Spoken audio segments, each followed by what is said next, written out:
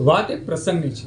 તે પ્રસંગમાં શિવ મહાપુરાણ એક પ્રસંગમાં સુંદર એક શબ્દ ભગવાન મહાદેવ વિશે લખેલા છે કે શિવ અર્થે વિશ્વમાં શિવ અર્થે કરેલું કાર્ય ક્યારે અસફળ જતું નથી। કોઈનું પણ વિશ્વમાં શિવ અર્થે કરેલું કાર્ય અસફળ જતું નથી। શિવભક્તો સુંદર એવા પ્રસંગમાં આ શબ્દો એમ કહેવાય વર્ણવેલા છે। શિવભક્તો વાત જાણે એમ છે કે ભગવાન મહાદેવ ધ્યાન અવસ્થામાં કૈલાસ પર્વત પર બેઠા હોય છે। દેવતાઓ એમ કહેવાય ખૂબ કોશિશ કરે છે। કામદેવતા ભસ્મ થઈ જાય છે। ઇન્દ્ર દેવતાની પાલી અહીં ચાલતી નથી। કામદેવતા ભસ્મ થઈ જાય છે અને ફરી ભગવાન મહાદેવ એમ કહેવાય કે નેત્રમાંથી જ્વાળાથી કામદેવને ભસ્મ કરી અને ધ્યાન અવસ્થામાં બેસી જાય છે।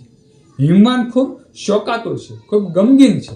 માતા પાર્વતીના જે પિતા છે ને તે ખૂબ એમ કહેવાય દુઃખી છે, કારણ કે પોતાની પુત્રી એમ કહેવાય ભગવાન મહાદેવને પામવા માટે તપસ્યા કરે છે, પણ ભગવાન મહાદેવ તો અહીં ઉઠતા જ નથી, નિરંતર ધ્યાન અવસ્થામાં બેઠા રહે છે।